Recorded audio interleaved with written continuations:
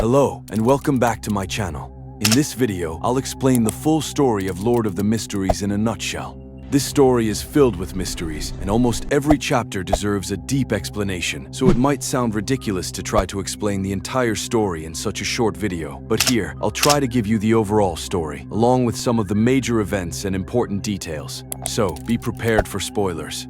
In this video, I'll be explaining the first book of Lord of the Mysteries. Now, let's get started. Our story begins on modern-day Earth. The protagonist is a young Chinese man named Zhou Mingrui. He is an ordinary university graduate living an ordinary life, but one day, after performing a strange ritual to enhance his luck, he suddenly finds himself inside the body of another person, a university graduate named Klein Moretti.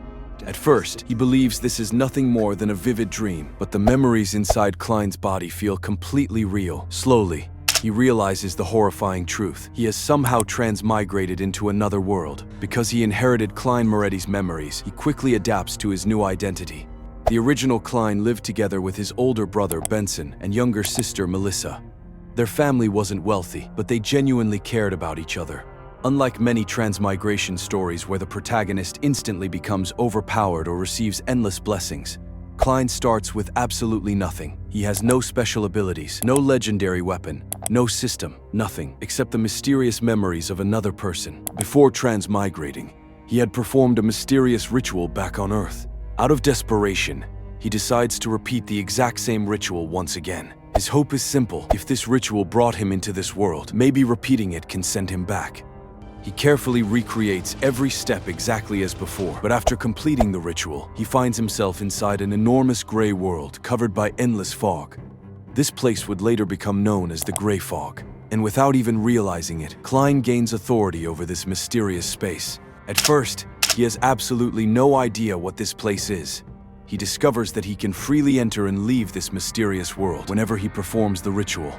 This becomes the greatest secret that only Klein knows. Little does he realize, the Gray Fog will eventually become one of the most mysterious places in the entire world. Soon afterward, Klein accidentally discovers another incredible ability. Two completely different people find themselves pulled into the mysterious palace. One is Audrey Hall, a beautiful, intelligent, and curious young noblewoman from one of the wealthiest aristocratic families. The other is Alger Wilson, a beyonder working for the Church of the Lord of Storms. Neither Audrey nor Alger understands where they are. Both are shocked, and Klein is just as confused as they are. He has absolutely no idea how they arrived there. But he remains calm. He sits silently above them. His mysterious attitude immediately causes both Audrey and Alger to misunderstand him. They assume that the person sitting above the bronze table must be an unimaginably ancient existence, someone far beyond their understanding, someone worthy of their respect. When Audrey asks for his name, he gives them a simple answer. "You may call me the Fool." That single sentence unknowingly changes the future of the entire world, because from this moment onward, the legendary existence known as the Fool is born. And this gathering will quietly grow into one of the most influential secret organizations in the entire world. But before we continue Klein's journey, we need to understand the power system of this world. In this world, supernatural abilities don't come from magic spells or cultivation. Instead, they come from mysterious potions. These potions belong to 22 unique pathways. Each pathway represents a completely different direction of power. Every pathway contains 10 levels of power. These levels are called sequences. They begin at sequence 9, then sequence 8, sequence 7, and continue descending until sequence 0. The lower the number, the stronger the beyonder becomes. Sequence 9 is considered the weakest stage. People at this level possess abilities beyond ordinary humans, but they are still vulnerable. By sequence 7, a beyonder becomes powerful enough to influence major battles. Sequence 4 marks the level of a demigod. When a beyonder reaches sequence 2, they become an angel, an existence close to a god. And finally, at the very top lies sequence 0, a true god, one of the highest existences in the world. Every pathway can have only one true sequence 0 god at a time. But gaining power isn't as simple as drinking stronger potions. Every potion slowly changes a person's mind. If someone loses control over their emotions, if they fail to properly digest the potion, or if they consume a potion beyond their level, they can lose themselves forever. Some become terrifying monsters, others descend into endless madness, and some simply die. This danger makes every advancement a gamble with one's own sanity. I think I've given you enough information to understand the basic power system of this universe. Now, let's continue with the story. Klein begins investigating the strange incidents surrounding the original Klein. He eventually joins the Nighthawks. The Nighthawks are a secret special operations and paranormal investigation unit. They act as supernatural police, protecting ordinary citizens and believers from mystical threats, evil cults, and rogue beyonders. Eventually, Klein obtains the potion formula for the Seer pathway, and he officially becomes a Beyonder, a Sequence 9 Seer. This is where Klein's real journey begins. The Seer pathway is incredibly strange. Its abilities involve divination, spiritual perception, rituals, mysticism, and eventually much more terrifying powers. Klein begins building his network, and this is where the Tarot Club is born inside the Grey Fog. Very quickly, Klein becomes involved in various supernatural incidents, and one of the people who becomes extremely important to him is Dunn Smith.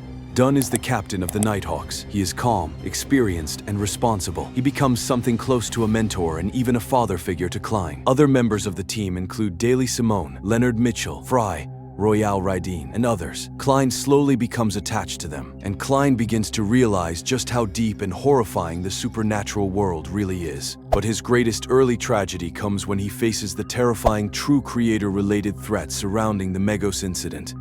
Megos is pregnant with a horrifying child connected to the evil god known as the True Creator. The situation quickly becomes catastrophic. The Nighthawks fight desperately to stop the ritual. Klein is forced to confront supernatural horror far beyond his sequence, and in the end, Dunn Smith sacrifices himself. Dunn dies, and Klein dies as well.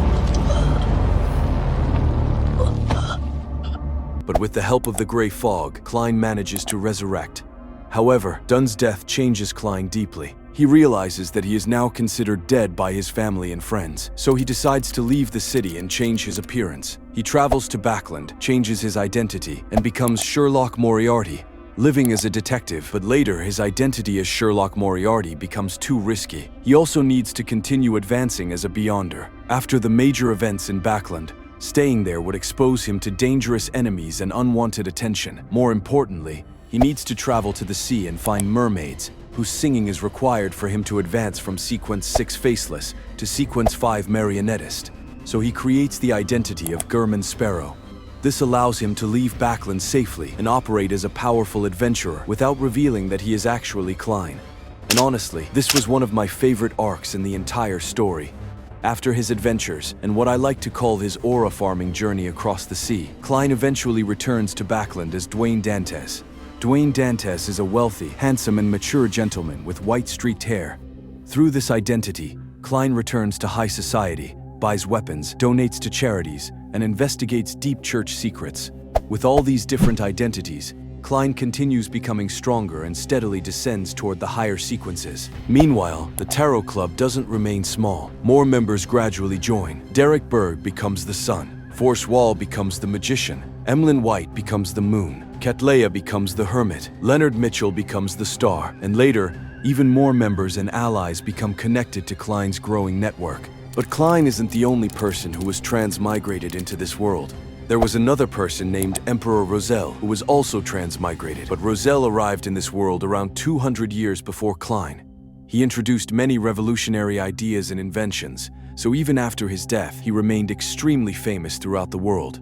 Roselle also left behind many important notes. With the help of these notes, Klein learns many important secrets about the world and the Beyonder power system. Eventually, Klein becomes a demigod. He also continues managing the Tarot Club, and the members of the club gradually become more and more powerful. But later, Klein discovers a shocking truth. The world he transmigrated into isn't a different world at all. It is Earth, his own Earth. He wasn't transported to another world. He was transported into the far future. Klein had been hanging inside a cocoon for thousands of years, and he had simply awakened in a world that had completely changed. This was one of the most heartbreaking revelations in the entire story. Klein finally realizes that he will never be able to return to the home he once knew. But even after learning this devastating truth, he continues moving forward. He continues becoming stronger. Later, he discovers that Emperor Roselle isn't actually dead yet, and Klein eventually meets him. As the story progresses, Klein encounters more and more powerful characters and organizations. Among the most important antagonists are Amon and Adam. Adam is so terrifyingly powerful that even thinking about him can be dangerous. And Amon is a monster in his own way. He possesses the terrifying ability to steal almost anything, including thoughts, identities, abilities, and even fate itself. He is the angel of theft. As the story reaches its climax, Klein finally sets his sights on becoming Sequence 0, the Fool, the highest level of the Fool pathway. To complete the ritual and advance, he needs the remaining Beyonder characteristics and the uniqueness connected to the Antigonus families. This ultimately leads him to the Antigonus family's half-fool. However, just when Klein is about to achieve his goal, Amon appears. What follows is an intense battle between Klein and Amon. Klein eventually manages to defeat Amon with the help of the Evernight goddess. He obtains what he needs and successfully advances to Sequence 0. He becomes the Fool. But his victory comes at a tremendous cost. By gathering the characteristics and uniqueness connected to the original Lord of Mysteries, Klein has also brought the Lord of Mysteries' will closer to awakening inside him. Klein realizes that if he remains awake, that ancient will could eventually overwhelm and replace his own personality. So, after defeating Amon and becoming the Fool, Klein makes an incredibly difficult decision. He deliberately enters an eternal slumber. He puts himself into a deep sleep to suppress the awakening of the Lord of Mysteries and give himself enough time to fight against its will. His goal is to eventually overcome it and fully control the power of the Lord of Mysteries without losing himself. And that is where the first book of Lord of the Mysteries comes to an end. Of course, I've left out countless important characters, mysteries, revelations, battles, and plot twists. There is simply no way to fit everything from such a massive story into one short video, but I hope this gave you a general outline of Klein's journey from an ordinary man who suddenly found himself in another era to the Fool, one of the most powerful beings in the world. I hope you enjoyed the video, and if you did, don't forget to like, subscribe, and I'll see you in the next one.